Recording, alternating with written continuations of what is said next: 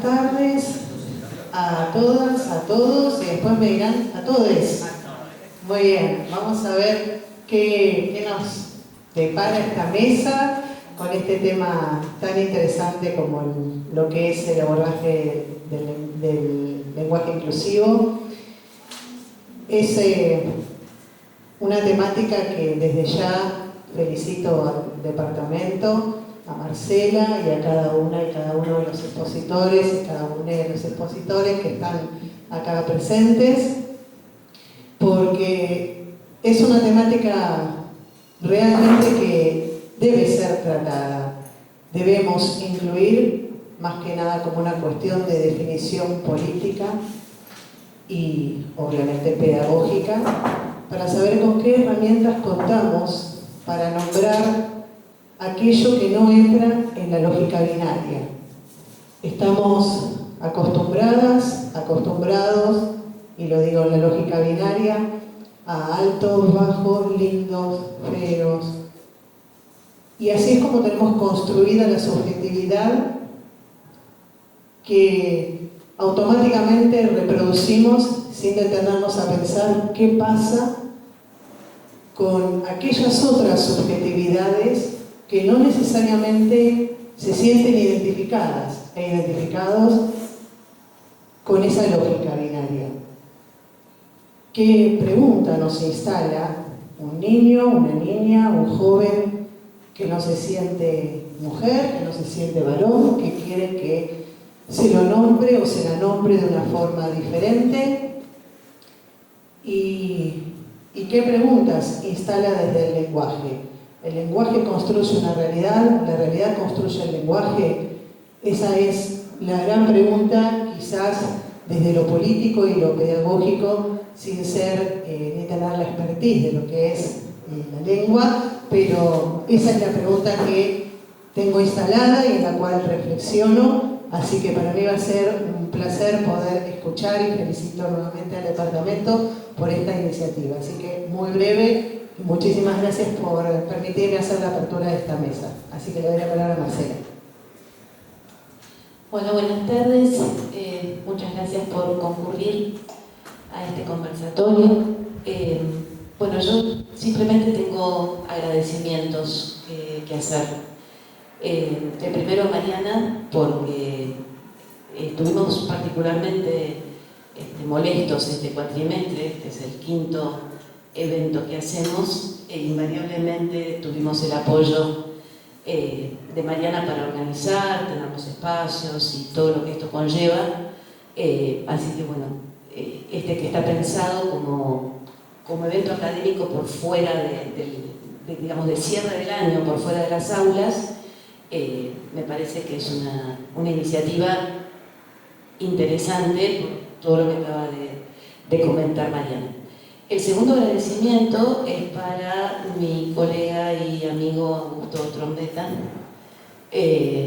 porque cuando empezamos allá lejos hace tiempo, primero fue con Silvina, la coordinadora del DEPTO, a pensar en esto. A nosotros no se nos había ocurrido ir más allá de lengua y literatura. Y bueno, ya cuando se acercaba el cierre del año, dije, bueno, lo hacemos ahora o ya no. Conversando con Augusto, él me dice, pero ¿y por qué solo nosotros? ¿Por qué no invitamos a los otros idiomas? A inglés, a francés, a italiano. Y me pareció una idea fantástica, a partir de lo cual, bueno, me puse en contacto con las profes y el profe que nos acompañan, y a quienes les agradezco enormemente la presencia, porque bueno, fue todo armado con mucha premura, muy sobre la hora, y conté con el respaldo, la buena voluntad y el entusiasmo de todos ellos. Así que bueno, esas son mis palabras de agradecimiento. Y para empezar esta mesa, esperen que me ponga los anteojos, si no, no vamos a empezar nada. Bueno, para mí es realmente un gusto y un honor presentarles a la profesora y doctora Babel Gianmateo, que es la coordinadora de nuestra diplomatura en Ciencias del Lenguaje. pero que además de eso es doctora en letras, especializada en lingüística por la Facultad de Filosofía y Letras de la UBA, donde también es profesora titular de gramática. También ejerce como docente titular en la Universidad de El Salvador, ha sido invitada a numerosas universidades del exterior.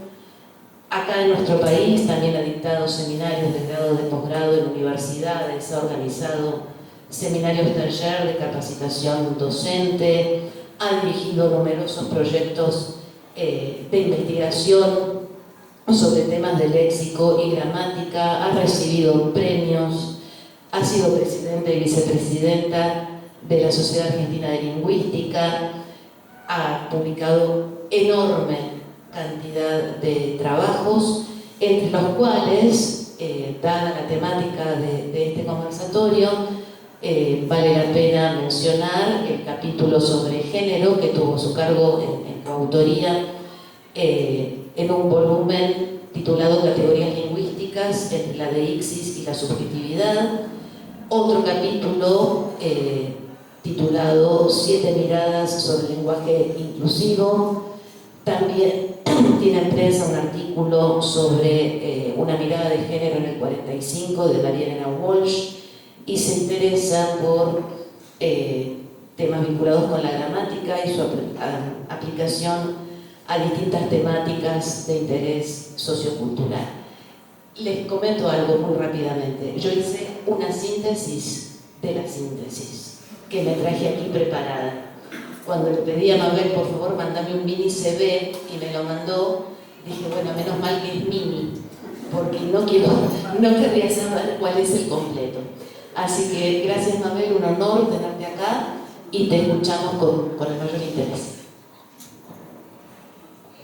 Bueno, muchísimas gracias, Marcela, por la invitación. A mí me encanta participar de Joaquín, porque también yo me involucro con las instituciones de las que participo, así que es un gusto estar aquí con colegas y, bueno, también con los profesores que son del staff de la diplomatura. Así que, bueno, yo quiero comenzar con una cita.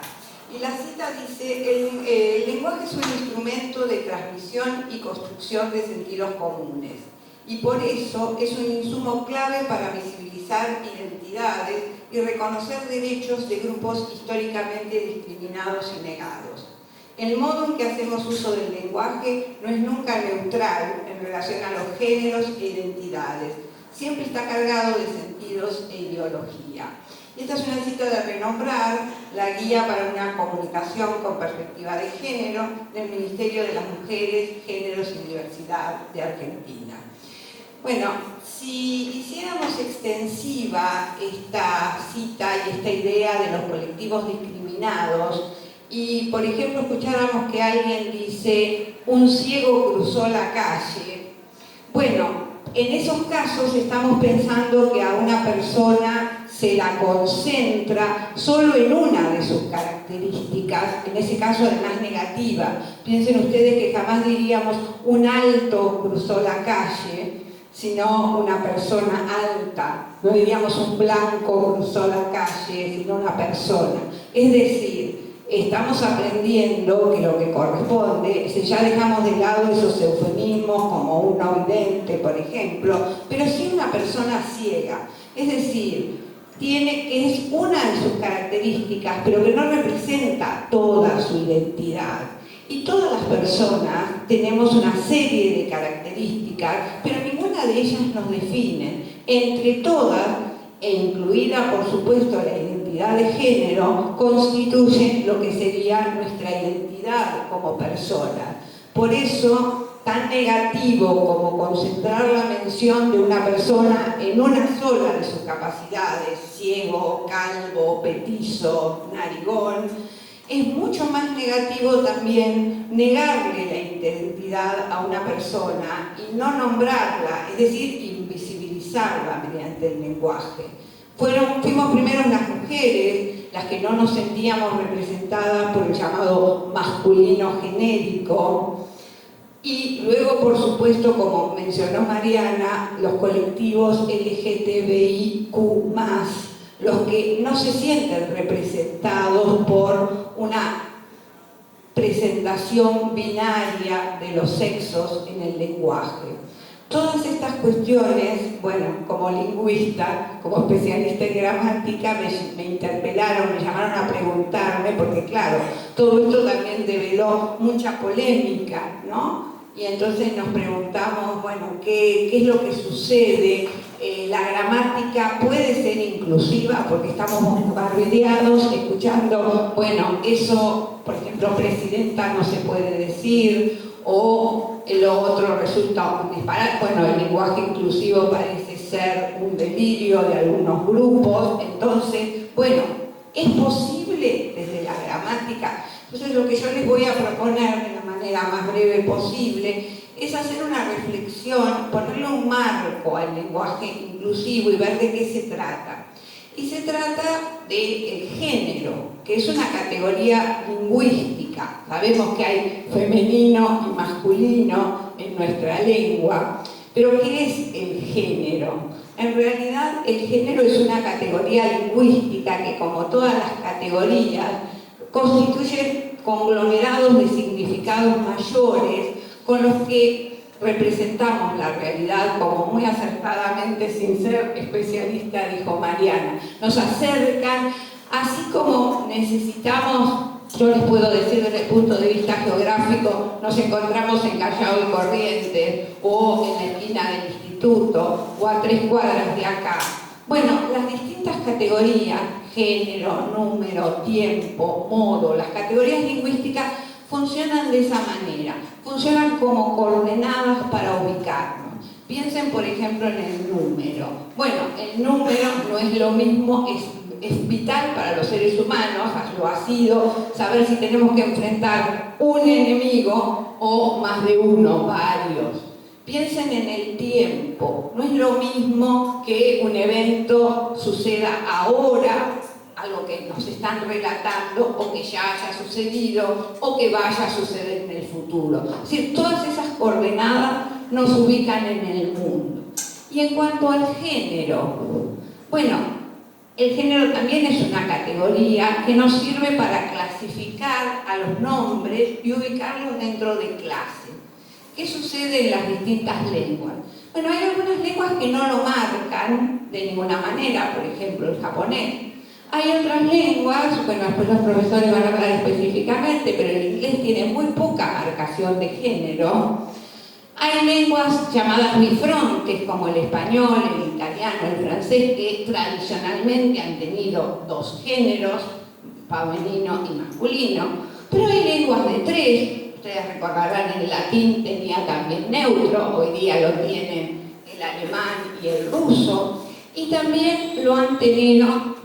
También hay lenguas como las bantúes que tienen 6 géneros, es decir, 6 clases para ubicar los objetos, que consideran y lo animado, lo inanimado, lo femenino, lo masculino, lo neutro. Es decir, tiene que ver con la manera en que representamos y clasificamos. No hay un orden determinado que nos diga que la ley. De hecho, el español, que proviene del latín, que proviene del indoeuropeo, tenía originariamente 3 géneros, el femenino, el masculino y el neutro, que luego se perdió y seguimos hablando sin problematizar.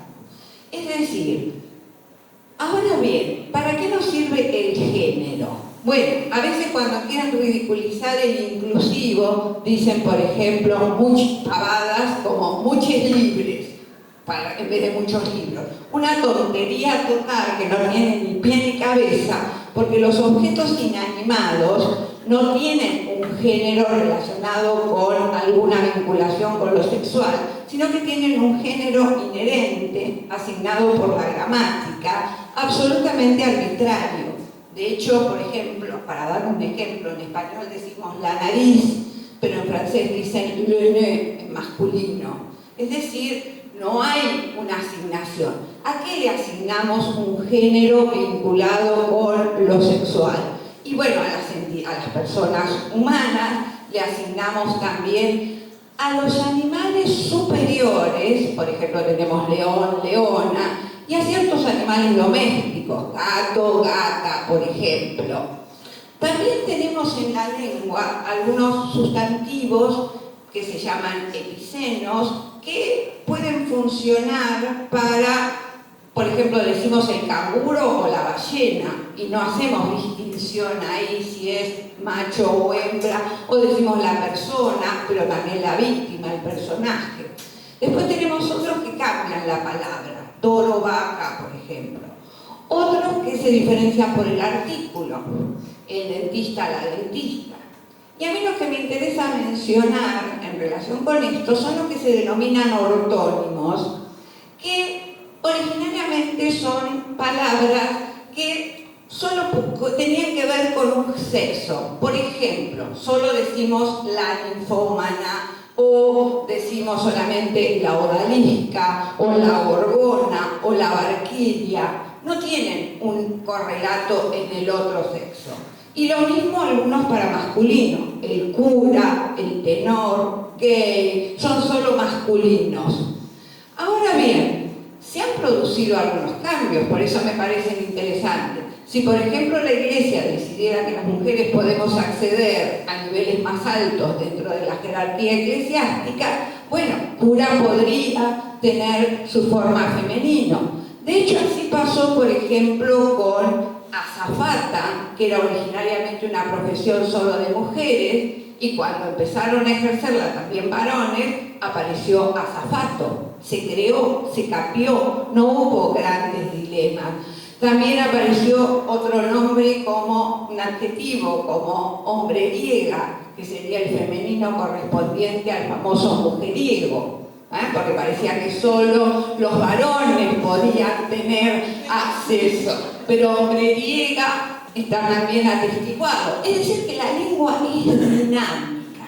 Ahora, ¿qué pasa? Cuando escuchamos a la Real Academia, por ejemplo, entre paréntesis, recordemos que es una institución privada, no es una institución oficial, pero ellos por un lado dicen los cambios se producen a largo plazo, diacrónicamente, como diríamos los lingüistas. Bueno, sí, pero estamos en una época dinámica, sabemos, todos los que vivimos acá sabemos que los cambios se van acelerando, que no tenemos la dinámica del siglo pasado. Entonces, en la tecnología, en las costumbres, en la música, continuamente accedemos a cambios. Entonces, bueno, también el lenguaje muestra movimientos. Bueno, para ir cerrando esto, por supuesto que ya saben que la RAE, por ejemplo, defiende lo que se llama el masculino genérico. Masculino genérico es bueno, en realidad todas las categorías, no solo el género, para ser honestos, tienen una de los dos polos. Por ejemplo, en los tiempos verbales, el presente es el no marcado. Puede usarse para indicar pasado, por ejemplo, presente histórico, o para indicar futuro. En cambio, el pasado solo se usa para el pasado. Bueno, algo parecido sería lo que se defiende para el género, ¿no? Solo el masculino podría abarcar ambos géneros y el femenino sería solo para ubicar a las mujeres. Sin embargo, como decimos, esto es dinámico y las fuerzas de la sociedad, todo depende. La gramática no tiene, sabemos que no hay una cantidad de géneros marcados ex profeso. La gramática no me dice, la lengua tiene que tener 2 sexos, 3. Hemos visto que hay lenguas que tienen hasta 6. Bueno, o sea que es posible, está abierta la posibilidad, y yo digo que lo del inclusivo es un terreno en construcción. Tenemos varias posibilidades que se han ido dando, parecería ser una de las más efectivas la E. Ahora bien, para cerrar, sí quiero recordar a alguien que tal vez ustedes conozcan porque fue durante muchos años profesor aquí en el Alicia Moró de Justo, el profesor Oscar Conde, famoso profesor de griego, pero también nuestro mayor especialista en lunfardo. Oscar dice siempre, se puede hablar con lunfardo, pero no en lunfardo, porque uno habla con palabras, el lunfardo no es un lenguaje, son una serie de palabras que se incorporan al lenguaje común. Y el inclusivo sería más o menos lo mismo, no es un lenguaje diferente que tengamos que aprender, es el lenguaje donde hay una modificación dentro de la categoría de género, donde afecta a algunos nombres, a algunos pronombres, pero no es un lenguaje diferente. Sería comparable, y con esto sí ya cierro, al voceo. Bueno, acá tengo un profesor de inglés que sabe que el inglés se arregla muy bien, hablando de otra categoría, la de persona, con una sola forma, you. You es el único pronombre de segunda persona, tanto para singular como plural. ¿Qué pasa en español? En español tenemos tú, vosotros, que solo se usa en la península, usted y ustedes cuando no tenemos confianza, y la forma vos, que está difundida en distintas zonas de Latinoamérica, pero con, distinta aceptación en el nivel social. Tenemos 5 formas, y sin embargo, hablando también, retomando estas cosas de que la mente se nos perturba o complicamos innecesariamente el lenguaje, y no tenemos ninguna dificultad, aunque manejamos todas esas alternativas, algunas por uso y otras por conocimiento, podemos leer la literatura de otras zonas hispanoamericanas, podemos dialogar competentemente con hablantes de España o de otras regiones. No nos genera un trauma, un problema, que es lo que se suele decir con respecto a los chicos. Y es bien complicado ese sistema de la segunda persona. Sin embargo, no nos genera problema. Entonces, para cerrar, quiero decir que ni las palabras del lunfardo, ni el voceo, ni las formas inclusivas son necesarias, pero son posibles. El denominado lenguaje inclusivo constituye una variación en el subsistema de la categoría de género, que permite reflejar en la lengua diferencias percibidas por los hablantes en cuanto a su propia identidad y otorgar visibilidad a aquellas personas que no se identifican con la distinción binaria entre los sexos.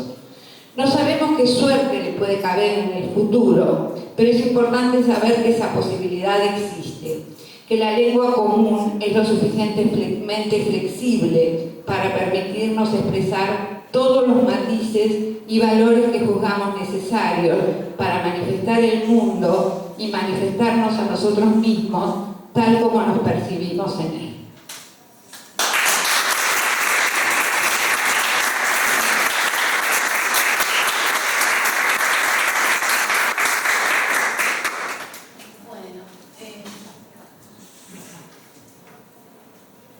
Muchísimas gracias, Mabel.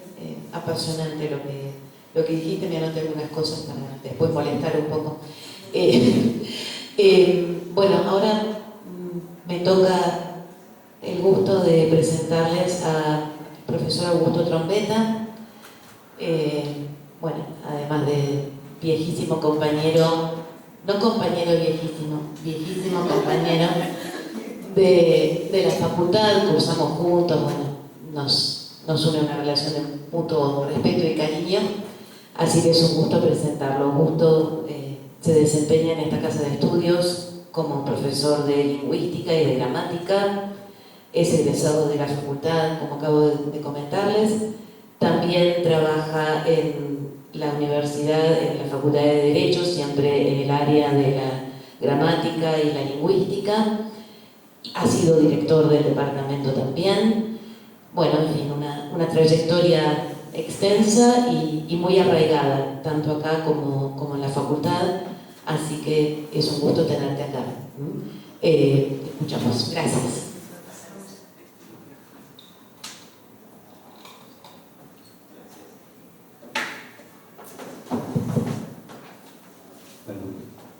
Buenas tardes, gracias por la invitación, gracias por la iniciativa, gracias por la presentación innecesaria, por no decir nada, para no defraudar expectativas, ¿no? Ya saben. Después de lo que dijo Mabel y después de lo que dijo la organización inicial, Mariana, no, la verdad que lo que voy a decir es muy pobre. por la forma en que fue dicho y por la precisión de los conceptos que se señalaron. Me gustaría simplemente retomar el último punto con el que dejó Mabel,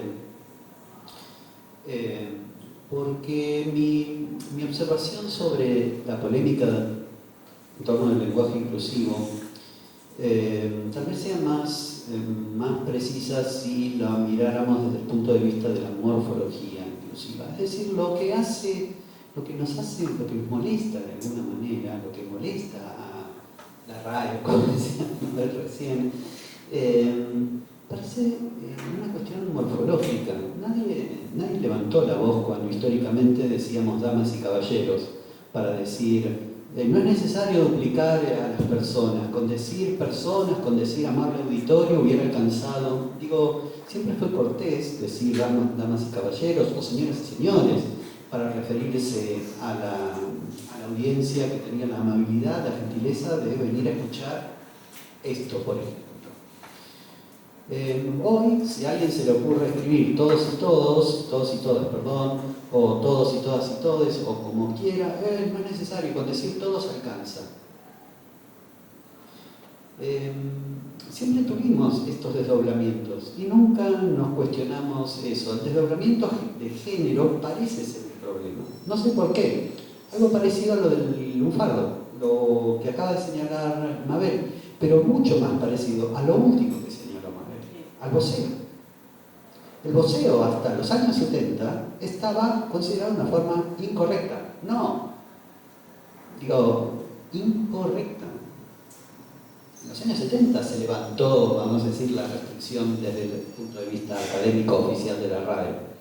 Pero cualquiera de ustedes, hay gente muy joven acá que en los 70 estaba en un proyecto, pero yo estaba vivo en los 70 y por supuesto voceaba, y nuestros padres y nuestros abuelos y nuestros también voceaban. Tal vez mi abuelo no, porque era árabe, pero no importa, también voceaba en la casa. Voy con esto a que tenemos, abuelo por el lado materno, está claro que el apellido me delata para la península. El caso de lo que decía, tal vez lo que tengamos acá es una reacción en contra de lo que es central al sistema gramatical, la morfología, ¿no? Lo que es central, el voceo es central al sistema gramatical. ¿Qué quiero decir? El voceo, además de instaurar un nuevo pronombre que todos conocemos, que todos usamos, que usamos, como decía Mabel, muy bien, lo usamos realmente muy bien, además tiene un paradigma flexivo propio. Y ese paradigma flexivo era el problema, un paradigma que tiene sus años y que varía. Si nos ponemos a pensar el voceo argentino en su forma morfológica con el voceo chileno, el cachá y el tenei, ¿no? Es decir, la otra estructura posible que toma la morfología voceante cuando nos referimos a la forma verbal, por supuesto. En este sentido, el lenguaje inclusivo instaura la idea de que estamos creando un lenguaje nuevo, cuando en realidad es una reinterpretación, voy en línea absoluta con el señalamiento de Mabel de recién, es la reinterpretación de un fonema en términos morfológicos, como un morfema, ¿no? ¿Con qué valor? Bueno, seguramente los valores que en este momento por lo menos parece tener el llamado lenguaje inclusivo, yo siempre prefiero hablar más modestamente de morfología inclusiva, parece tener dos valores posibles, por lo menos en la actualidad. Y lo vemos en los mismos colectivos, usados de las dos maneras. Quiero decir, un chico o una chica puede entrar al instituto, al aula, a cualquiera de nuestras aulas, decir si pueden hablar y interpelar en ese momento a sus compañeras, a sus compañeros como compañeras, compañeros, compañeres o directamente como compañeres. No sé si se ve la diferencia. En un caso estamos con el compañeras, compañeros, compañeres, estamos haciendo un masculino femenino neutro, inclusivo, no binario, como decía Mariana en la presentación inicial. Por cierto, desgraciadamente no terminamos de ser del todo consistentes, ¿no? Siempre empezamos por el masculino, pero eso es otra cuestión. Quiero decir, esto va para el lado del machismo, ¿no? Decimos que esto tiene que ver el machismo en el lenguaje, el sexismo en el lenguaje, y esto es una pauta que todavía tenemos muy arraigada. Empieza el masculino, por lo que decía Mabel antes, por lo del género no marcado. Eso lo tenemos como una pauta todavía. Pero vuelvo al punto. Tenemos las tres interpelaciones, masculino, femenino, neutro. O, perdón, estoy con neutro, inclusivo. O el inclusivo que abarca indistintamente masculino, femenino, inclusivo. No marcado, así diríamos, en este sentido. O, con mejor criterio, con inclusivo, en el sentido de que incluye todas las posibilidades, incluida la no binaria. En este sentido, todavía, y esto quiero decirlo, digamos, es un sentido de uso, ¿no? Lo que vemos es vamos a decir, un uso vacilante entre estos dos valores. Un uso vacilante, ¿qué es lo que nos muestra? Bueno, nos muestra que hay un principio de cambio, no hay un cambio en cierres, quiero decir, hay un valor que todavía no termina de instalarse y en algún momento se va a instalar. Posiblemente el valor que se termine instalando sea un híbrido, donde no marque un tercer género, sino que marque un género inclusivo, que incluya la opción no binaria y cualquiera de las alternativas masculinas y femeninas, tomando el binarismo tal como lo planteó perfectamente Mariana en su interpretación inicial, en su presentación inicial que tuvo la gentileza de hacer. En este sentido, entonces, lo que estamos presenciando y lo que están presenciando los organismos públicos, oficiales, incluida la academia, como dice Mabel, es un cambio en ciernes. Somos testigos de un cambio como nunca antes habíamos pensado. Ahora sí, los lingüistas, debería autoexcluirme, ¿no?, de decir esto, pero como nunca antes habíamos pensado que podían surgir los cambios, ¿no? Vamos a decir así, por una presión de las bases. Obviamente que esa es la única manera en que surgen los cambios, de abajo para arriba. Los cambios lingüísticos no son signo botón top, van de abajo para arriba. La vez que en un medio audiovisual salió una persona hablando de algunas diputadas indecises, generó toda una conmoción en medios de comunicación, personas que se burlaron, que no se burlaron, que adhirieron, que no adhirieron, e instaló el tema desde el año 2018 en adelante para acá de una manera bastante sistemática y que puso en evidencia algo que ya está. Yo quiero decir esto, ¿no? No es alguien que decidió por otro usar esto, o al revés, alguien que prohibió por otro no uses esto. No, es algo que ya estaba, que estaba presente y que nosotros ni nos enterábamos. Debo decir, sí nos enteramos. ¿Dónde nos enterábamos? Bueno, por ejemplo acá, en el instituto, cuando teníamos que leer una propuesta, por ejemplo, para un concurso, y la persona, la profesora, el profesor que había escrito esa propuesta, lo había escrito con arrobas. Entonces, había un movimiento, existía un movimiento, vamos a decir, antes de algunas diputadas indecises, en los ámbitos académicos, en ciertos ámbitos de abogacía, como dicen los americanos, ¿no?, de empujar derechos, de instalar agendas feministas o agendas de género. Es decir, había una serie de actores sociales que lo usaban, pero acá lo que aparecía era una señorita, una chica de 16. Apareció todo un colectivo ahí, de gente joven, que cuando nosotros estemos muertos, ¿no?, en particular, cuando yo esté muerto, cuando estén... Sí, perfecto, no ustedes, cuando yo esté muerto, aquella persona que después de darle un bofetón a una chica en una terminal de ómnibus, escribió en sentido compañeros, ¿no?, como si eso lo excusara de la actitud, vamos a decir así, machista, y está bien, es muy viejo ese señor, todo lo que ustedes quieran, pero no podemos usar el inclusivo como un escudo. Como tampoco lo podemos usar de manera, como algunas veces los periodistas, ¿no? Como para hacer burla. Decía Mabel recién, ¿no? Muchos libres. Muchos libres podría ser la instancia final, donde el género inclusivo se convierta en ¿qué? En un designador para objetos. Ya no, solo, como tenemos en los masculinos y en los femeninos, designan objetos asexuados. Botella, no hay nada femenino, no hay nada de mujer en vaso.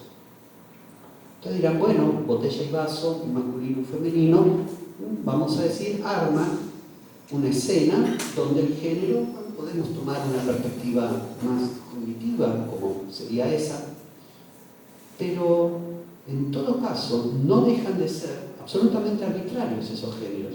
Podríamos tener un cuerpo que sea un género, de género inclusivo para referirnos, por ejemplo, a los cuerpos humanos o animados. No estoy diciendo hoy, pero quiero decir que eso sea finalmente el proceso donde lleve instaurar lo que algo empieza siendo como un patrón morfológico innovador, que es lo que tenemos, un patrón morfológico innovador, que termine revirtiendo directamente en el corazón de la lengua, como un tercer género como lo era el latín, ¿no? Donde teníamos, derivado de europeo, por supuesto, ¿no? Teníamos el mundo de lo animado, y el mundo de lo animado se dividía en masculino y femenino. Y frente al masculino y femenino, ¿en qué estaba? Y el mundo de lo no animado. Claro, lo animado incluía a esa gente que hacía cositas raras, los dioses. Entonces, de repente, un bosque donde había algún dios, una ninfa, un esto, también podía tener un valor de género que me parecía que raro, masculino, femenino. Bueno, claro, porque eran cositas que eran animadas en algún sentido, ¿no? O un arroyo, de esas cosas que fluyen. Están ahí, de ninfas, no sé. Marcela es la que sabe de estas cosas bien, y mucho. Eso es lo que deberíamos poder evitar. Deberíamos poder evitar, como me lo hicieron a mí, ¿no? En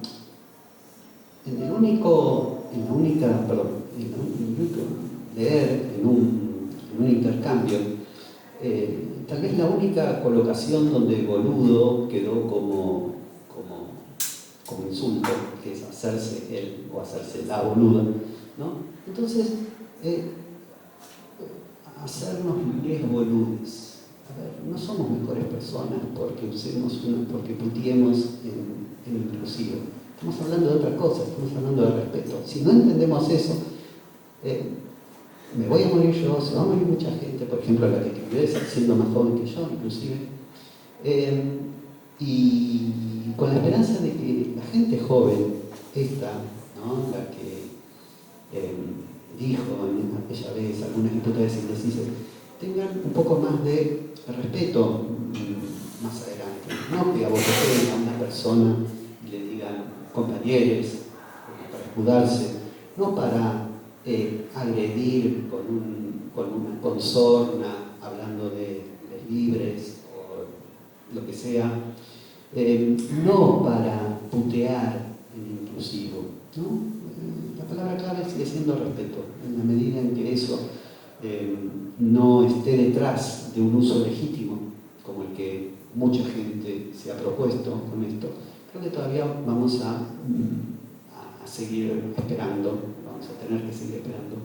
Y no digo darle la razón a la academia, pero temporalmente frizar el cambio, ¿no? El cambio, evidentemente, no depende de nosotros, no depende de que lo fricemos, no depende de que lo hagamos, depende de que lo usemos y que lo usemos con el sentido, con alguno de estos dos sentidos que decíamos que parece estar teniendo. El día que se estabilice ese sentido, no vamos a tener un cambio en ciernes, sino un cambio realizado.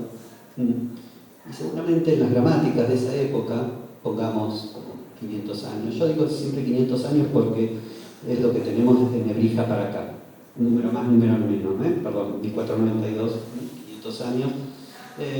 Entonces uno ve la gramática de Nebrija, ve lo que escribía Nebrija en su momento, escribía ortografía con TH y PI y PH, y dice, bueno, está bien, mirá la Nebrija, pasaron 500 años. Bueno, pasaron 500 años y tal vez digan de nosotros, bueno, miralos a ellos, usaban masculino y femenino, nada más. Bueno, el cambio se concretó en ese caso. Bueno, nos tocó a nosotros vivirlo en su etapa inicial, en ciernes. Bueno, este es mi punto, nada más. Muchísimas gracias.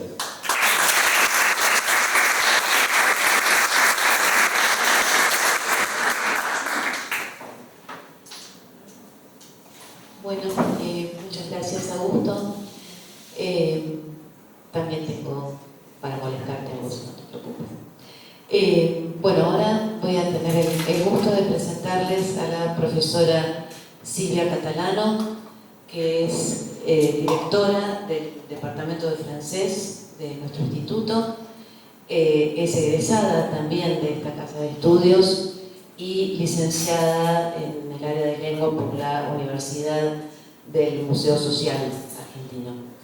Es profesora aquí también de literatura francesa de los siglos XVIII-XIX y de historia del arte, y también se desempeña en el Centro de Instrucción de Idiomas de la Fuerza Aérea Argentina, donde capacita a las personas misionadas a países francoparlantes.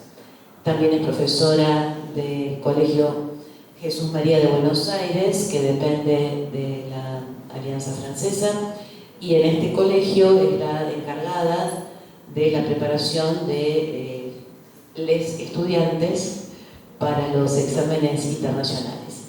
Te agradezco mucho, Silvia, tu presencia, tu entusiasmo desde el primer momento por este encuentro, y te escuchamos con todo gusto.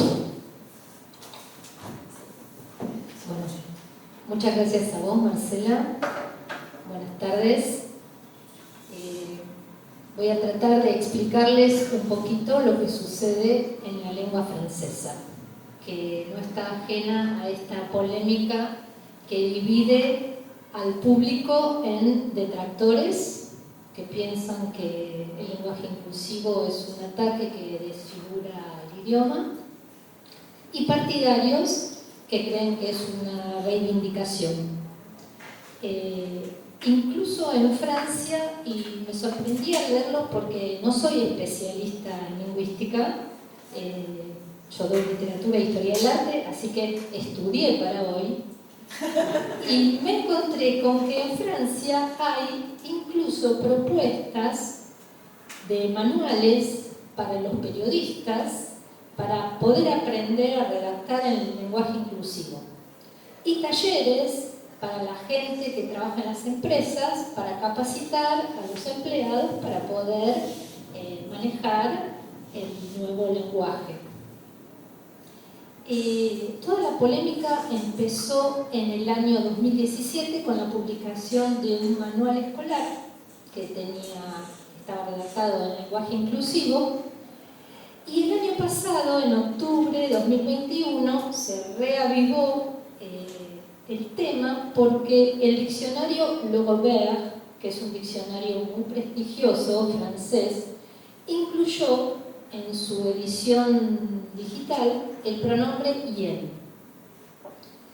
Les cuento, para los que no conocen esta lengua, en francés hay dos pronombres de tercera persona del singular: il, que representa el masculino, y elle, que se escribe E-L-L-E, como en la revista, que representa el femenino. Y surgió este tercer pronombre neutro, iel, que se escribe I-E-L, que hay gente que lo usa y gente que lo odia.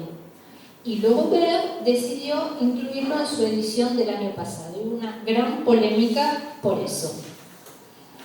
Esto no pasa solo en Francia, en otros países francófonos también se recomienda el lenguaje no sexista para visibilizar a las mujeres y a las personas que se consideran no binarias.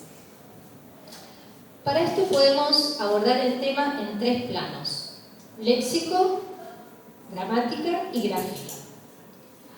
En lo que responde al léxico en francés, hay muchas palabras que no tienen femenino.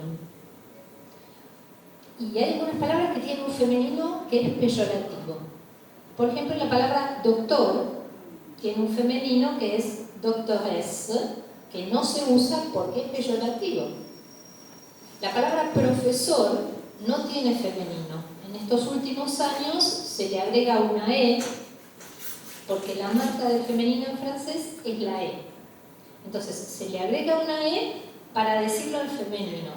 Canadá está mucho más adelantado que Francia en los avances y en los progresos de esta lengua. Y otra propuesta a nivel del léxico es usar el masculino y el femenino. Por ejemplo, cuando uno se dirige a un grupo, decir amigos y amigas, bueno, señores y señoras, que ya lo veníamos diciendo, como dijo el colega. Con respecto a la gramática, en francés hay una propuesta que se llama concordancia de proximidad. Y esto es así. Cuando nosotros hacemos una frase como, por ejemplo, los niños y las niñas están contentos, la concordancia del adjetivo es con niños, porque el masculino engloba. La gramática de proximidad propone hacer la concordancia con el último sustantivo que se dijo. Entonces decir, los niños y las niñas están contentas. Entonces hay una parte de la población que dice, no, habría que decir las niñas y los niños están contentos. Entonces ahí se hace la concordancia de proximidad y todo el mundo contente. Vale. Y el tercer punto, que fue muy controvertido, es algo que se llama le point médian. Yo no sé si la gente del profesorado de francés sabe cuál es la traducción de esto, porque yo lo busqué y no lo encontré. Le point médian, que vendría a ser algo así como el punto medio, un punto en el medio, consiste en escribir la palabra en masculino, poner un punto en la mitad de la palabra, a la mitad del renglón, poner la E, que es la marca del femenino, otro puntito y la S, que es el plural. Eso desató muchísima polémica, pero fue una propuesta del Alto Consejo de Igualdad entre Hombres y Mujeres. Es un organismo que propuso esto para el uso en la administración pública y también se ve mucho en los anuncios de búsqueda de empleo. Es un poquito difícil de leer, en eso estamos de acuerdo. Como decían los colegas, hay una cierta forma de lenguaje inclusivo que existe desde hace mucho tiempo y por la cual nadie protestó. Por ejemplo, en los formularios o en los documentos, cuando tenemos que completar y el formulario dice nacido / nacida, en francés es igual, pero con la letra E, que como les conté es la marca de femenino. Y curiosamente, hace mucho tiempo De Gaulle empezó a hacer sus discursos diciendo francesas y franceses. Es decir, a diferencia de nosotros, que usamos primero el masculino cuando nos dirigimos al público, él usaba el femenino y después el masculino. Les estoy hablando del año 45 y les recuerdo que él fue también el promotor del voto femenino en Francia. Desde el siglo XVII empezó en francés un proceso de masculinización de la lengua. El siglo XVII rima con Luis XIV, seguramente les suena de la escuela secundaria, el Rey Sol, monarquía absolutista, su ministro Richelieu, que es uno de los impulsores de la Real Academia de Letras. Luis XIV y Richelieu entienden que el idioma es un vehículo muy importante y necesitan darle solidez a ese reino que está un poco fragmentado y amenazado por los señores nobles, y focalizan en la lengua.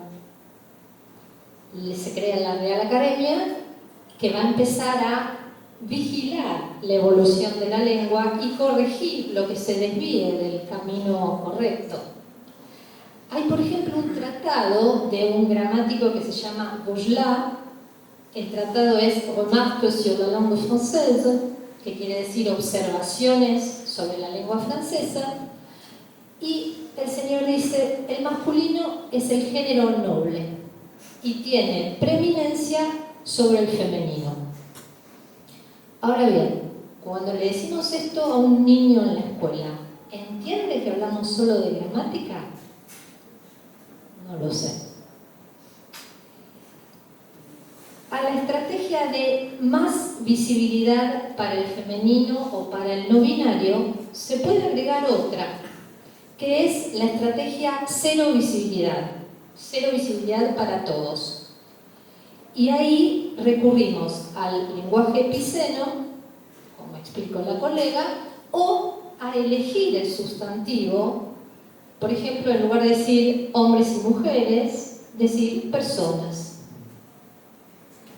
Quiero explicar para terminar que los franceses tienen un rapport, una relación muy sentimental con su lengua.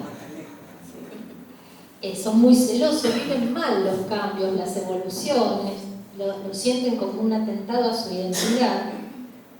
Otros no, otros entienden que estamos en un momento bisagra, en un momento de ajuste, de lucha contra estos estereotipos de género, y la sociedad francesa no escapa a la polémica que tenemos aquí en Argentina y en otros países también.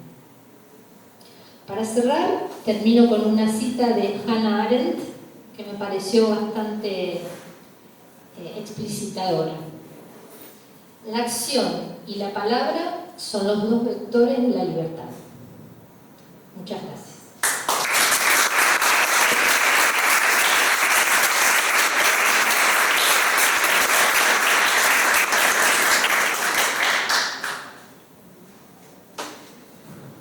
Bueno, muchas gracias Silvia por tu intervención. Me quedé pensando en algunas cosas de cómo se articularían en francés, que yo, la diferencia entre bon y bon casi no se escucha, digamos. Cómo se llegaría a un inclusivo con ese tipo de circunstancias, ¿no? Pero en la parte oral es difícil. En eso pensaba todo el tiempo, ¿no? Amigos y amigas en la oralidad son iguales, ¿no? Sí. Es como complicado de hablar con el puntito, decir amigo puntito. El punto lo veo un poco práctico. Para la parte escrita. Claro, pero el francés es compleja el tema de la oralidad, porque sí. No se distingue. Sí. Bueno, charlamos después. Ahora tengo el agrado de presentarles al profesor Juan José Arias del Departamento de Inglés. Se desempeña como docente en esta casa de estudios, en el Instituto Superior de Lenguas Vivas Juan Ramón Fernández y en la Universidad de Hurlingham, donde dicta gramática inglesa 1 y 2 e introducción a la lingüística y los estudios contrastivos inglés-español. Es magíster en lingüística teórica por la Universidad Nacional Comahue, profesor en el Instituto de Lenguas Vivas, egresado de esa institución. Realizó una inscripción en lingüística en nuestro instituto y actualmente está cursando sus estudios de doctorado en lingüística en la Universidad de Buenos Aires. También forma parte del plantel de la diplomatura en nuestra casa. Trabajó en escuelas secundarias de gestión pública, privada, y ha publicado artículos de investigación en revistas nacionales e internacionales en lingüística, políticas lingüísticas y educación. Se interesa particularmente por la morfosintaxis, la estructura argumental y la enseñanza de la gramática desde una perspectiva indagadora en el marco de pedagogías críticas y decoloniales. No solo tengo el gusto de presentarlo, sino también de conocerlo, así que encantada de tenerte acá. Muchas gracias por tu presencia y te escuchamos. ¿Aprendió esto? Sí, ahí está. Hola a todos, ¿cómo andan? Bueno, gracias por la invitación, por tener en cuenta, la idea está muy buena de combinar, ¿no?, las perspectivas de los distintos profesorados o carreras. Mi idea es, bueno, hacer como presentar algunas ideas respecto al lenguaje inclusivo a partir de 3 dimensiones. Una que es un poco más gramatical y formal, otra es un poco más pragmática y otra desde un punto de vista más ideológico-político. Así que voy a tratar de ser breve y poder resumir las ideas que voy a compartir con ustedes. Me voy a focalizar en las cuestiones gramaticales en el inglés, pero después la segunda y la tercera parte creo que aplican a todas las lenguas que estamos tratando acá. En el inglés, bueno, es una lengua, como dijo Mabel, en donde las marcas de género no abundan mucho. Quizás hay 3 formas en las que se pueden observar ciertas marcas. Una es en los pronombres, como he, she, ¿no? Otra es a partir de ciertos sufijos derivativos que no son flexivos, pero que tampoco son muy productivos, como la ess, de actress o si no waitress.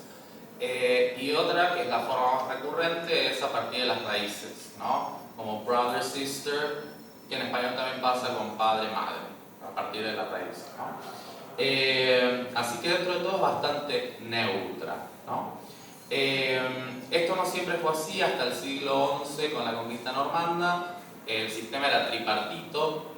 O sea, por ejemplo, la palabra wife, que es esposa, era it, un equivalente a un neutro. La palabra fish era masculina y la palabra fate, que es como destino, era femenina.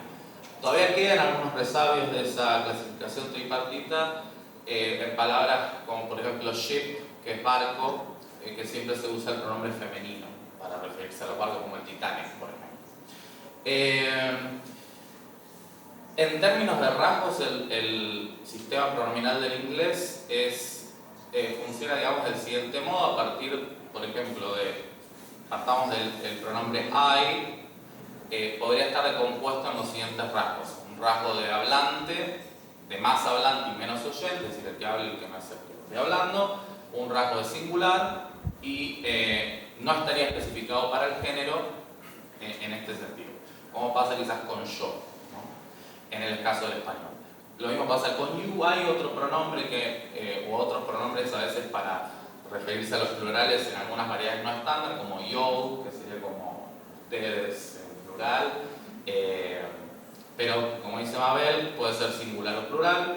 En el caso de los de tercera, ahí sí tenemos un rasgo de género claro, que es, puede ser he, que es masculino, y menos femenino; she es más femenino y menos masculino; y después tenemos un pronombre it, que sería menos femenino y menos masculino.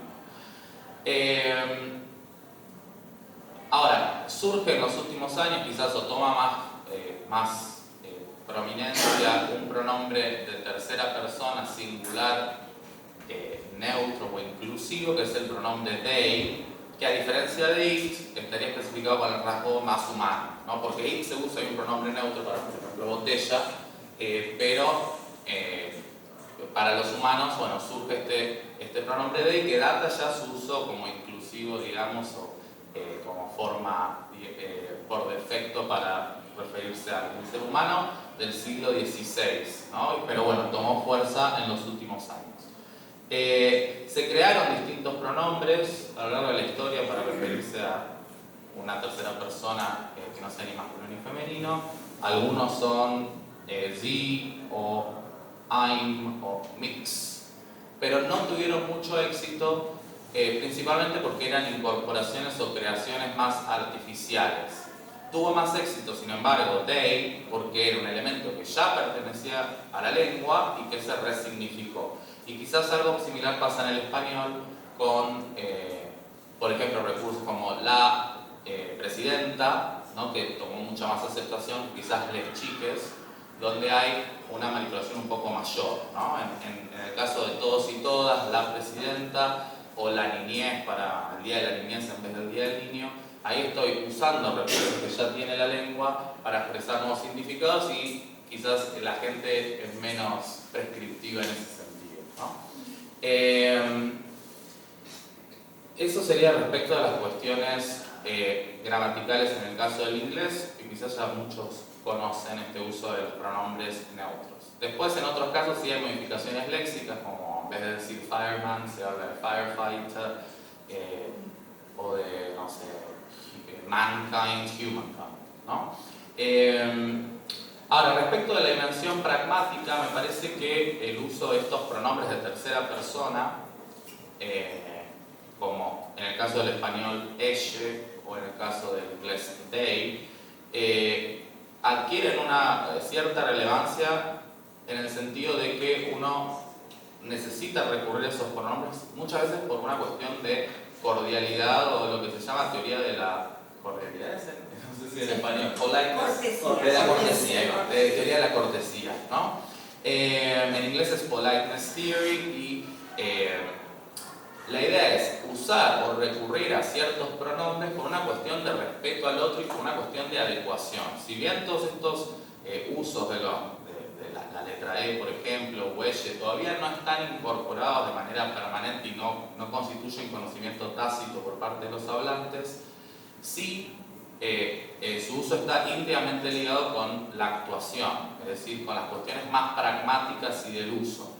Del mismo modo que usamos usted o vos, retomando lo que dijo Abel, bueno, también tiene sentido utilizar una marca, por ejemplo, de, cuando decís vos estás contente, para no discriminar o para no, digamos, ser agresivo. En inglés se habla del término face threatening, ¿no? Como que uno es amenazante o que ataca a la otra persona, la hace poner en una situación incómoda, ¿no? Y en términos educativos o pedagógicos, quizás la noción central sobre la que tenemos que trabajar como docentes o futuros docentes es sobre la de adecuación, ¿no? De, bueno, adecuarse al contexto y saber que estos pronombres o las marcas morfológicas con E son una cuestión relativa al uso y a incluir a aquella persona que no se siente representada con el sistema binario. Y muchas veces el foco se pone en todos o en todas y todos, en el famoso masculino genérico, y para mí el lenguaje inclusivo personalmente me parece que cobra mucha más importancia cuando, en ausencia del rasgo plural, ¿no? Cuando uno habla de rasgos singular y tiene que especificar el género por concordancia quizás con los adjetivos o con los determinantes, por esta cuestión de que uno le habla a otra persona y esa otra persona puede ser no binaria y sentirse agredida con el lenguaje que usamos, ¿no? Entonces, rescatar esta idea de focalizarse en la combinación de rasgos de singular, ¿no? Y cuando hay que combinar ese rasgo de singular y de persona con un rasgo de género. Por otro lado, la tercera cuestión que quería mencionar era la dimensión ideológica o política, y acá reflexionar con ustedes una cierta preocupación que tengo respecto del lenguaje inclusivo, que se asemeja mucho a la lengua estándar, ¿no? El lenguaje inclusivo se asemeja a la lengua estándar por diversas razones. Primero, es una elaboración artificial que se basa en una lengua natural que se adquiere. Las lenguas naturales se adquieren en el seno familiar a partir del input al que somos expuestos de chiquitos, y se adquiere, digamos, de manera irreflexiva sin realizar ningún esfuerzo. El lenguaje inclusivo, al igual que la lengua estándar, se aprende en las escuelas o se aprende en determinados contextos culturales específicos. Es decir, por el momento no se registran casos de chicos que hayan adquirido el lenguaje inclusivo o la morfología, por ejemplo, la marca E, de manera natural y espontánea, ¿no? Entonces, en ese sentido tiene las características de una lengua cultivada, una lengua artificial o estándar, ¿no? Que se tiene que aprender en determinados contextos y que se usa en determinados contextos, no quizás en la espontaneidad del día a día. Por otro lado, bueno, como ya mencioné, carece de hablantes nativos. Las lenguas estándares no tienen hablantes nativos, sino que son ficticias o artificiales. Obviamente se basa en una lengua natural. Por otro lado, es una lengua que no necesariamente a veces facilita la comunicación, sino que requiere un esfuerzo extra por parte de quien está usando el lenguaje inclusivo. Si uno quisiera usar la E en todos los contextos, sería bastante difícil ser consistente, del mismo modo que a veces para personas que no están familiarizadas con el lenguaje estándar es muy difícil producir textos o incluso a veces comprenderlos, ¿no? Y tiene una motivación ideológica, obviamente, de naturaleza diversa, ¿no?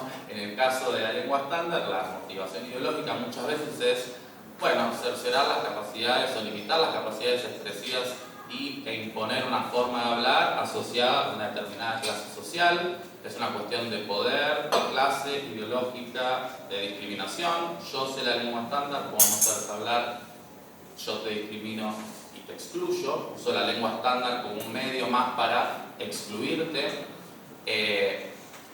Y en el caso del lenguaje inclusivo eso no pasa, obviamente tiene una motivación mucho más noble, que es incluir a personas que fueron invisibilizadas históricamente a partir de la cultura y también el lenguaje, ¿no?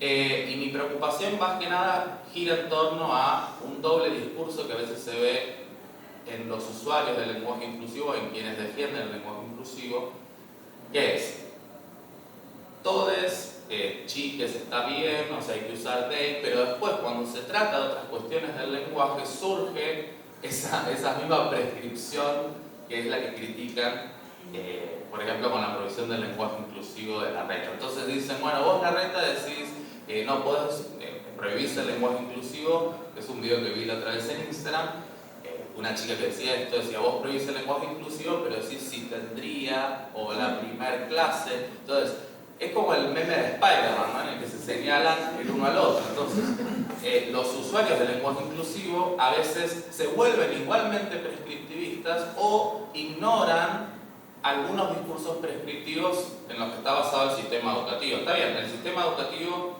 Larreta prohibió el uso del lenguaje inclusivo y está mal, pero todo el sistema educativo desde el punto de vista lingüístico es bastante prescriptivo, ¿no?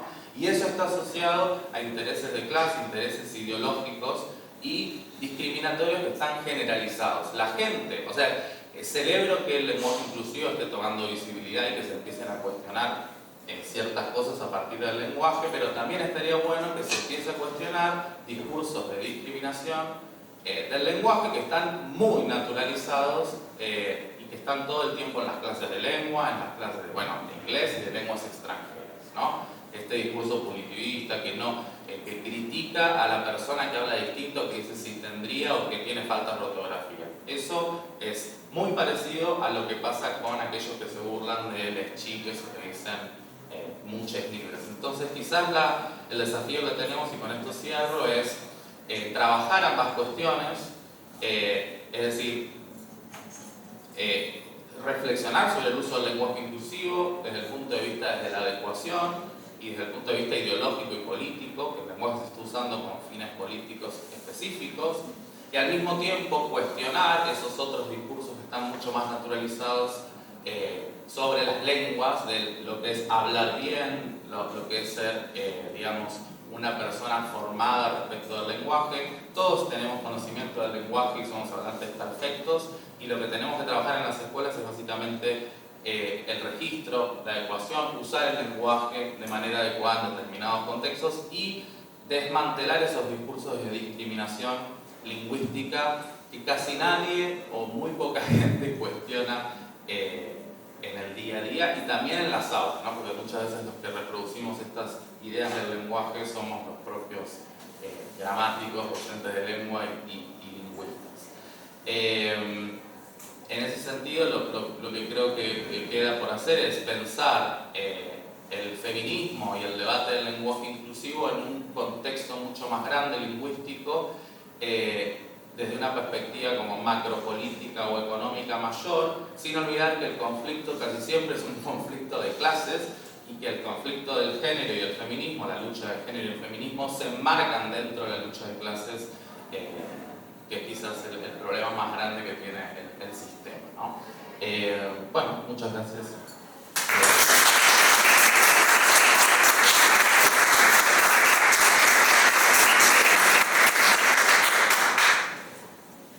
Bueno, muchísimas gracias. Me dejaste pensando en un montón de cosas con el si tendría, que digo yo, chirriándome los oídos cuando escucho si tendría. Bueno,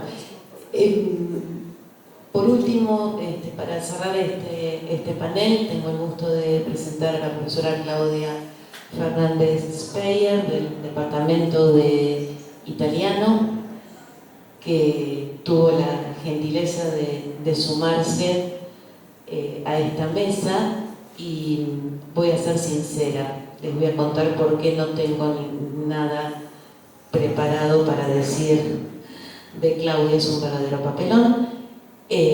Cuando mandé un mensaje a les colegas pidiéndoles, por favor, mándenme algo que quieren que diga para presentarlos, en el caso de Claudia me equivoqué de Claudia. Le mandé a otra persona que también se llama Claudia, exacto, a Claudia Fernández Speyer, digamos, que también está en la diplomatura. Entonces, bueno, el mail que le mandé a Claudia pidiéndole que me contara qué quería que dijera, llegó demasiado tarde, evidentemente, y no tengo más remedio que pedir disculpas e invitarte a que te autopresentes. Muchas gracias. No, gracias a vos. En realidad me haces un favor porque no me gusta que me presenten. Así que, de verdad muchas gracias por la invitación y gracias a todos los colegas porque lo primero que pensaba decir era que es una antipresentación, es decir, que no soy experta en este tema y no le iba a decir solo, digamos, buscando indulgencia, o por lo menos no solo, porque de todas maneras también yo, como la colega francés, me puse a estudiar y aprendí mucho en estos últimos días, sino porque me parece que es representativo el hecho de que en el departamento italiano no haya expertos en este tema, o por lo menos gente que se interesó específicamente en el lenguaje inclusivo, y por eso yo estoy acá, en realidad, para que el departamento me hiciera el papelón de no estar representado ante tan generosa invitación. Y la verdad es que nadie se ofreció y yo dije, bueno, ahí voy y a aprender de esto, porque yo me dedico en realidad, doy la materia lengua acá en esta casa de estudios, pero sobre todo me dedico a Dante, doy literatura medieval y doy las materias sobre la Divina Comedia, y todo lo que escribí, casi todo lo que escribí es sobre Dante y traduje la Divina Comedia, así que se imaginarán que no tengo nada que ver con este tema, salvo que soy hablante del español y también del italiano y formo parte, como los aquí presentes, de esa parte bastante reducida en realidad, creo, de la comunidad que reflexiona activamente acerca de los temas que se van dando en la lengua. Y que entonces, por supuesto, me interesé siempre como hablante por este nuevo fenómeno que, como decía Augusto, tenemos el privilegio de estar, digamos, como testigos privilegiados, viendo o nacer o intentar nacer, porque yo la verdad es que no estoy del todo segura de que esto vaya en 500 años a ser un rasgo del sistema del español, pero primero porque es difícil en las humanidades hacer profecías, pero además porque, digamos, quien conoce la historia de las lenguas sabe que es bastante anómalo el modo en el cual a partir de el género, digamos, empieza un cambio que después realmente queda instalado en las lenguas. Por lo general, los cambios suelen darse en la oralidad en el nivel de fonética y a partir de eso muy lentamente llegar a cambiar la parte más resistente del sistema lingüístico, que es justamente la morfología.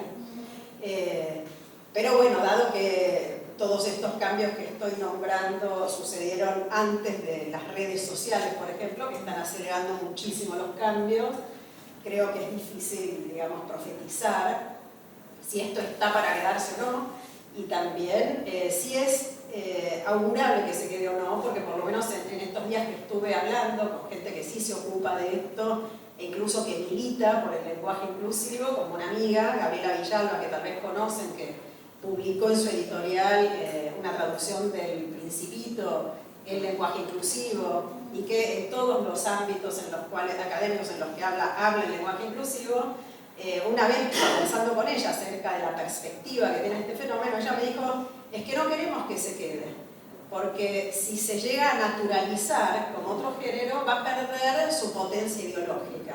Lo que queremos es que sea algo marcado, que visibilice esto que tenemos naturalizado de que lo masculino coincida con lo neutro, ¿no?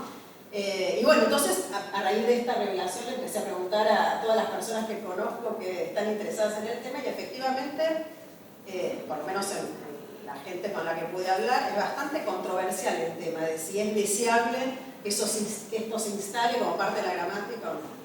Pero bueno, igual yo tengo que hablar de italiano, así que un poco debo confesar que envidié a los colegas de castellano porque pueden reflexionar más en general sobre el tema. Pero el caso del italiano, como les decía, digamos, es una lengua que pone de manifiesto el hecho de que, digamos, el cambio que evidentemente es un fenómeno global. En el caso del italiano es muy evidente que no surge de las bases, porque por lo menos en el aspecto morfológico, es decir, en lo que sería el todes del español, no tiene ningún tipo de manifestación, probablemente por un aspecto intrínseco de la morfología italiana, que es que, bueno, para quienes no saben la lengua, ya tiene ocupadas 4 de las 5 vocales fonemáticas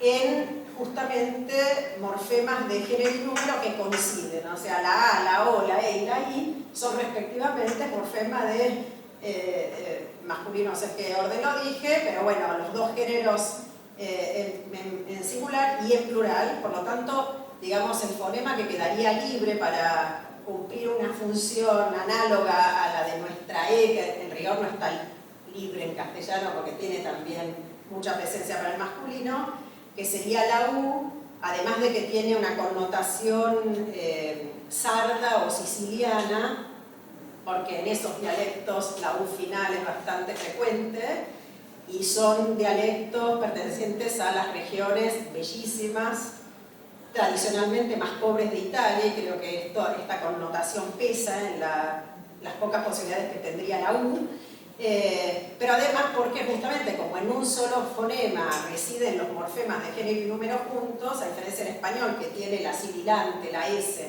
separada, no se entendería si se está hablando en plural o en singular.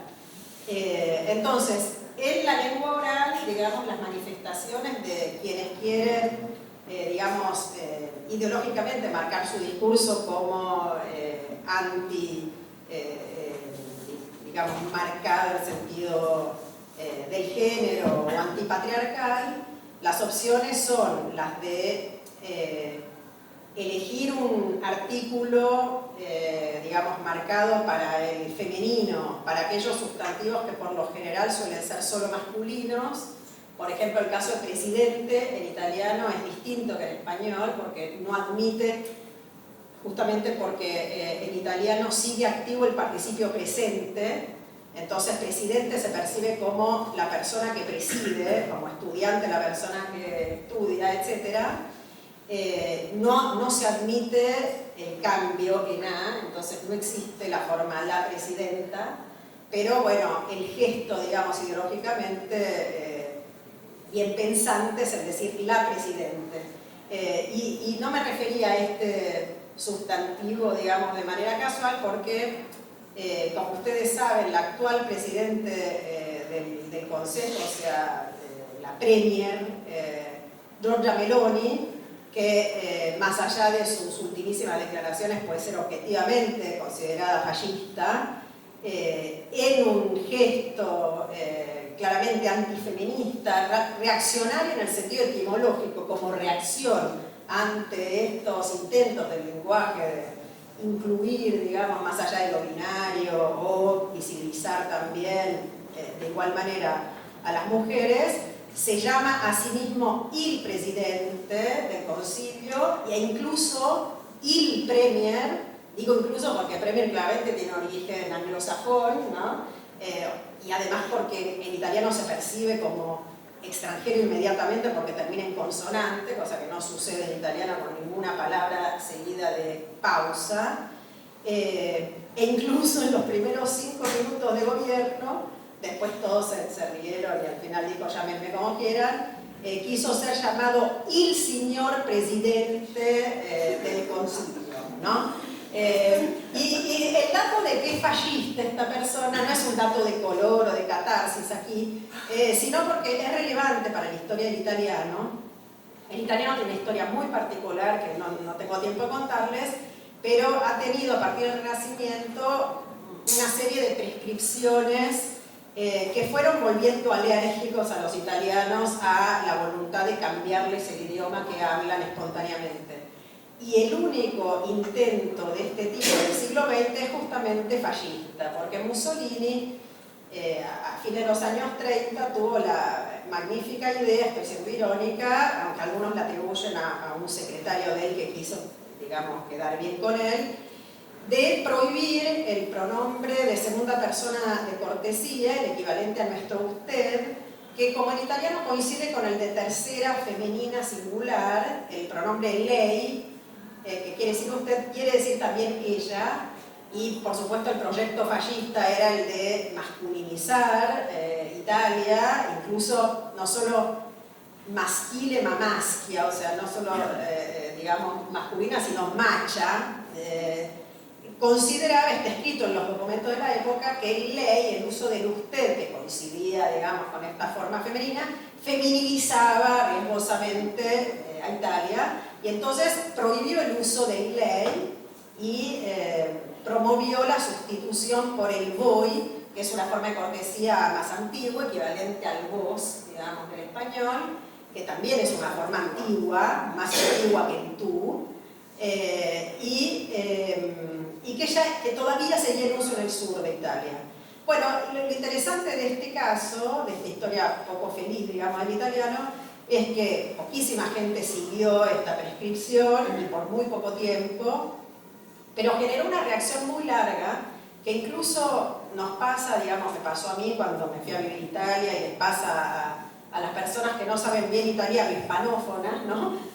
Hablantes del rioplatense, que por el calco con el vos tal vez se equivoca y en vez de decir tú dicen voy, que la respuesta sea más que soy fascista, porque efectivamente se sigue relacionando el uso del voy a esta prescripción. Y esto, en relación con el lenguaje inclusivo, tiene consecuencias importantes, porque esta suerte de aversión casi, digamos, alérgica que decía a cualquier prescripción que venga desde lo alto, también se da con prescripciones de signo ideológico opuesto, es decir, que el lenguaje inclusivo en italiano, que es casi exclusivamente escrito, tiene objetores, digamos, tanto de derecha como de izquierda, por supuesto con argumentos contrastantes, pero evidentemente es una lengua que no está haciendo progresos análogos a los que está haciendo el español respecto del lenguaje inclusivo. Y bueno, yo iba a leer una cosa, pero como me estimularon tanto iba a dar ejemplos parecidos a los del francés, porque uno de los, digamos, de los rasgos morfológicos en los que en la oralidad más se manifiesta la posibilidad de hacer un lenguaje inclusivo es en la terminación masculino-femenino de algunos nombres de ocupaciones. Y sucede como en francés que algunos masculinos de desinencia cero, algunos participios presentes originariamente como studente, por ejemplo, o incluso algunos terminados en ore como dottore, al hacer el femenino en esa, tienen una connotación casi escolaresca, ridícula. Salvo con la excepción de, por ejemplo, principessa, que es notable, ¿no? Que no despierta, digamos, objeciones en nadie, pero sí en otras palabras en las que suena realmente aparatoso. Por ejemplo, avvocato, que hace su femenino, digamos, orgánico, avvocatessa, es editado incluso por mujeres feministas porque suena rarísimo. Y entonces allí hay toda una contienda acerca de si una mujer es abogada, es mejor decir è una donna avvocato, o que es la forma más gramatical en realidad y más aceptada, o es una avvocata, que es diferente, directamente agramatical y, digamos, es una forma que recibe muchísima hostilidad. Pero lo notable es cómo en la evolución de los siglos, esta terminación esa, que en el siglo XIX estaba muy mal vista para todos los sustantivos, empezó a ser aceptada en las palabras profesoresa y doctoresa a medida que más mujeres empezaron a ejercer esas profesiones. Por otra parte, la palabra dottore, dottoressa en italiano implica el título de grado de cualquier profesión, y efectivamente hace más de 15 años que son más las egresadas mujeres de la Universidad Italiana que los hombres, y por lo tanto son términos en los cuales empieza a ser más aceptado, mientras que, por ejemplo, vigilessa o diputadessa causan risa directamente. Pero doy este ejemplo porque me parece interesante cómo un rasgo morfológico en realidad empieza a conectarse de manera vital con la raíz lexical, ¿no? Y cómo la lengua, por lo menos en el caso del italiano, porque esta es la discusión del huevo y la gallina, es decir, en qué medida la lengua condiciona cómo pensamos y en qué medida es, en cambio, el reflejo de valores pasados o tal vez presentes de una cultura, pero en el caso del italiano está muy claro que en lo que respecta a ocupaciones, la lengua va siguiendo, más tarde por supuesto, cambios sociales. Y una última cosa, porque no quiero tardar demasiado, tenía escrito muchísimo, no tuve tiempo a hacerlo más corto, como se suele decir, es una observación que me gustaba, digamos, compartir con los colegas acerca de la función docente de quienes enseñamos lengua, en este caso lengua extranjera, porque me parece que es un tema que por lo menos en el profesor de italiano, que aquí no veo representado de ninguna manera más que por mí, así que esto es medio para después contarles. No, muchos me dijeron que les hubiera gustado venir, pero tenían otras ocupaciones. Creo que es interesante que un fenómeno al que podemos asistir de manera directa entre en las aulas como objeto de reflexión y como también objeto de, digamos, explicación científica de lo que a veces termina siendo una contienda virulenta ideológica, porque justamente quienes enseñamos lengua, quienes estamos presentes aquí, tenemos conocimientos que deberían exceder los que el hablante común tiene, como para poder hacer un poco de claridad en todo este lío en el que se ha metido también la grieta, etc.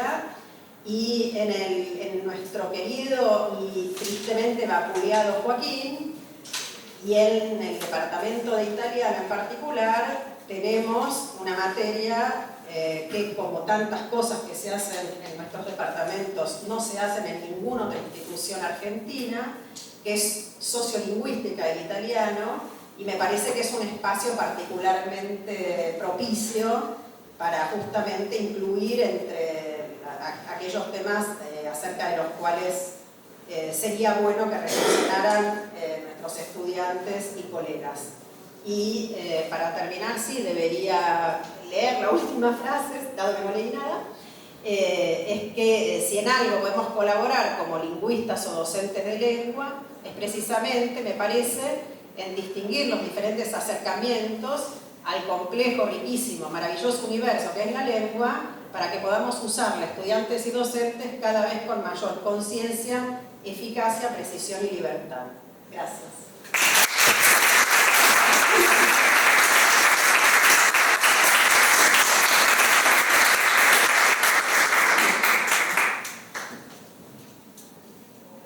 Bueno, muchísimas gracias, Claudia. Calculo que seguramente hay comentarios por parte de ustedes, preguntas que hacer al panel, así que les cedo la palabra. Hola. No. Bueno, yo sí. No, me me quedé pensando en algunas cosas que en realidad se me cruzan, digamos, entre las diversas exposiciones, ¿no? Pero, por ejemplo, me quedó rebotando en la cabeza el uso del neutro, del género neutro en los idiomas que lo tienen, ¿no? No necesariamente, o sea, quiero decir, ¿en qué medida se diferencia el género como categoría lingüística del género en términos culturales? Porque, por ejemplo, en alemán, muchacha es neutro, ¿no? Y en latín, Acmen, que es el ejército formado en orden de batalla, también es neutro. Y eso, digamos, tienen correlatos genéricos, son sustantivos que denotan género biológico, más, menos, femenino. Y sin embargo, eso no se refleja en la lengua. Entonces, esa es una cosa que me queda siempre rebotando y que, bueno, les comento a ver si ustedes que son especialistas, que no es mi caso, en lingüística, bueno, podrían comentar. La otra cuestión que me quedó dando vueltas en la cabeza es lo que le comentaba Silvia, bueno, y que también aplica al inglés y no me animo con el italiano, ¿no? ¿Qué pasa en la lengua hablada para marcar el inclusivo, ¿no? Porque, bueno, en francés y en inglés no se advierte, ¿no? Y entonces, ahí cómo se manejaría. En castellano tenemos la ventaja de que lo podríamos marcar. Y por último, me quedó también rebotando esta cuestión del participio, del famoso participio presente, ¿no? Porque yo, esto es algo que siempre comento en las aulas, en rigor, en latín, el participio presente, que tenemos estudiante, cantante, etc., es tanto masculino como femenino, ¿no? Entonces, está bien, no es inclusivo en el sentido de incorporar los otros colectivos que no entran en el dinamismo, pero por lo menos sí incluyen el masculino y el femenino. Entonces, tal vez está bien decir el presidente y la presidente, porque etimológicamente esa E incluye a ambos. Ahora, para integrar al colectivo no incluido el masculino femenino, entonces habría que pensar en otra alternativa que no fuera la propia E. Ahora, también pienso, y esto lo digo en el aula, que si por ejemplo tenemos para un sustantivo como sirviente, tenemos el femenino, entonces así como decimos asquerosamente la sirvienta, entonces para marcar a una persona de sexo femenino que realiza esa tarea socialmente menoscabada, ahí sí se usa el femenino, entonces, y se transforma el sirviente en sirvienta, entonces con el mismo criterio vale y corresponde transformar el presidente en presidenta, porque, digamos, o feminizamos todo o nada, ¿no? Si no, me parece un poquito ambiguo, pero de todas maneras esta cuestión del participio presente, porque digo, la medida que uno dice presidenta, el presidente pasa a ser el masculino, y entonces en ese caso la E de presidente no tiene el mismo valor inclusivo que cuando decimos les chiques, ¿no? Entonces ahí se arma como un lío con eso, ¿no? Yo voy a retomar la última pregunta porque es la que me parece más clara la respuesta, las otras son un poco generales. En el caso de presidente o los sustantivos que vienen de la forma ascendente, que evidentemente viene, por ejemplo, praesidens, praesidentis, ¿no? Del latín, pero ese era el origen. Tenemos que pensar que la lengua evoluciona y que en español está, bueno, la misma, sí, parece un contrasentido ahora citar a la academia, pero bueno, digamos, ya no tendríamos disputa real con ese término. Está registrado en el español presidenta, por ejemplo, desde el siglo XV. Entonces, que lo cuestionemos en el siglo XXI, o sea, originariamente ese valor tenía, sí, originariamente era utilizable para femenino y masculino, pero ya en la actualidad no tiene ningún sentido. Yo voy a contar también una pequeña anécdota que apareció hace algunos años en El País, el diario español, porque, bueno, la cuenta una académica, María Valcárcel, respecto de una profesional que se había recibido de abogada y que le criticaban justamente que hubiera puesto en su tarjeta, que se usaba todavía en ese momento, abogada y no abogado. Y la señora era un hombre el que la criticaba, no que se hubiera recibido, que hubiera obtenido todos los títulos, sino que pusiera la palabra abogada en femenino en España, porque piensen que hay ciertas regiones de España donde todavía se dice la médico, por ejemplo. Todo esto tiene que ver, vuelvo a insistir, la lengua da todas las posibilidades, pero hay un uso social que permite, por ejemplo, sirvienta, y que se asusta cuando decimos ministra o presidenta. Bueno, en el caso de esta mujer que había puesto abogada en su tarjeta, le dice al señor que la objetaba, bueno, pero ¿podemos rezar el Dios te salve María? Claro, obviamente esto parecía que tiene que ver, y cuando se ponen a rezar el Dios te salve María, en una de las partes dice, Dios te salve María, señora abogada nuestra. Con lo cual, ya en el Dios te salve María, viejísimo, aparecía la palabra abogada. Y esto pasa exactamente lo mismo con presidenta. Vuelvo a insistir, registrados desde el siglo XV y todavía seguimos cuestionando. Pero si todavía quisiéramos quedarnos tranquilos, hace unas semanas tenía que buscar algo en el capítulo de género por otra cuestión, por un curso que estaba dando, y voy a la nueva gramática de la Academia, de la Real Academia de 2009, tomo la primera página del capítulo de género, entonces explica que los sustantivos tienen género, no me acuerdo, y el primer ejemplo que da ahí en la página es presidenta, así que no nos puede quedar ya ninguna objeción. Es decir, ¿y qué pasa con otros sustantivos? Claro, porque hay algunos que están instalados. Yo puedo decir también estudianta en vez de estudiante. Y mi respuesta sería, poder puedo. El tema es la aceptación social. Si eso se empieza a reconocer en la sociedad. Me encantó escuchar a las colegas, aprendí muchísimo, cosas que tenía por ahí leídas, pero no las tenía tan claras. El italiano, a pesar de mi apellido, no lo tenía. Así que me resultó muy ilustrativo. Pero veo que, así como Argentina está mucho más avanzada en la aceptación de ciertas formas de género respecto de España, me da la impresión que el español, por el tipo de morfología que tenemos, tiene más facilidades para avanzar en estas cuestiones y estaría como en un momento más avanzado respecto del italiano y del francés. Pero no todas las lenguas tienen humor, por eso, digamos, partiendo todas del latín, hemos llegado a resultados diferentes, ¿no? Incluso pensando en esto, ¿qué grado de aceptación tiene? Seguimos diciendo la bella durmiente. Claro, de tu librito de cuentos nadie dice la bella durmienta.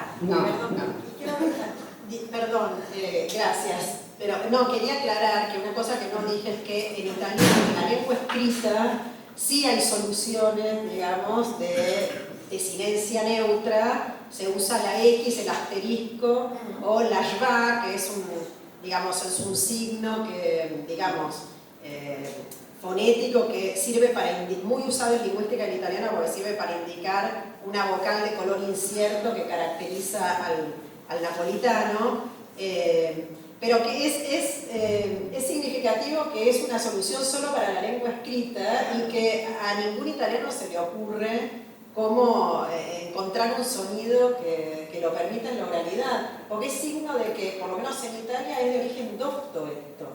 Porque nunca los cambios se dan en lo escrito antes que en lo oral. Una observación más para tu preocupación, porque tenemos estudiantes, porque tenemos docente, no sé, estudiante, estudiantado, tenemos presidente, presidenta, y lo de, bueno, ¿qué pasa con la E? Lo normal es que las formas morfológicas se solapen, ¿no? No tenemos que irnos muy lejos, no tenemos que irnos a España para escuchar le que vale por lo. Digo, acá en el litoral pasa esto, ¿no? En la zona de sustrato guaraní. Eso lo conocemos, ¿no? Le vi, por lo vi. Está bien, el leísmo es una forma de censurarlo. A tono con lo que... Exacto, pero es punto, a tono con lo que señalábamos recién, ¿no? De estas formas de censura que las seguimos manteniendo, nos escandaliza lo otro, pero nos seguimos manteniendo en nuestras propias aulas, ¿no? Entonces, correcto, la forma es leísta, pero lo tenemos en la lengua viviente de un montón de gente, vive en Corrientes, vive en Misiones, y no pasa nada, nadie se le caen los anillos por eso. Y es ley por lo.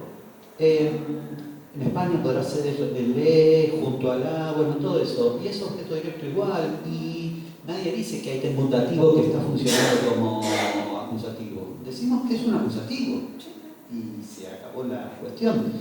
Tenemos el femenino, el ila, que dio el agua, el águila, todo lo que metemos que vienen de formas femeninas, que son formas femeninas. Y cuando decimos el agua cristalina, a nadie se le ocurre decir que hay un menoscabo al género del agua. En el mismo sentido, ¿dónde vemos la diferencia? En el contexto, donde vamos a tener el le presidente y no el presidente y la presidenta. Tal vez el determinante nos ayuda o une presidente, tal vez el determinante que nos está ayudando a interpretar de manera correcta esa E como una E inclusiva y no como una E masculina. Vamos al punto, digamos, agarremos el paradigma verbal, más de 50 formas.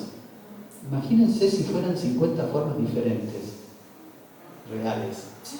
Digo, como el que tenemos en italiano, que son 700, ¿no? No 50 como tenemos nosotros.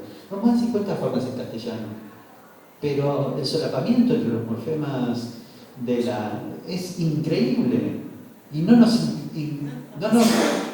equivocamos cuando salimos, lo decimos para un presente o lo decimos para un pretérito perfecto simple. ¿Por qué? Bueno, porque hay alguna pista. Exacto, contextual, ¿no? Actitudinal inclusive, ¿no? Con un gesto, salimos ahora, ¿no? Frente al ayer salimos. Entonces, ese tipo de cosas no sería un problema. Si es que, y ahora sí, esto se impone a futuro. La buena noticia es que no depende de nadie que se imponga, sino que va a depender de la masa parlante del colectivo social que lo use o lo sepulte, ¿no? No va a depender de ningún ministro, de ninguna ministra, o tampoco va a depender de ningún impulsor. Digo, lo que vos dijiste es tener iluminador, pero de nuevo, pretendemos ser los guardianes de algo que puede tener un sentido original, pero después se nos va de las manos. Después se nos va a ir de las manos. Y lo que decíamos antes, tal vez, cualquiera de los dos sentidos que hoy estamos usando el lenguaje inclusivo, ¿no? Lo que está mostrando es la inestabilidad de una zona de cambio. Una zona de cambio donde, bueno, no lo terminamos de identificar en otro lugar y no podemos hacerlo eso tampoco, voluntariamente, como decía Susana.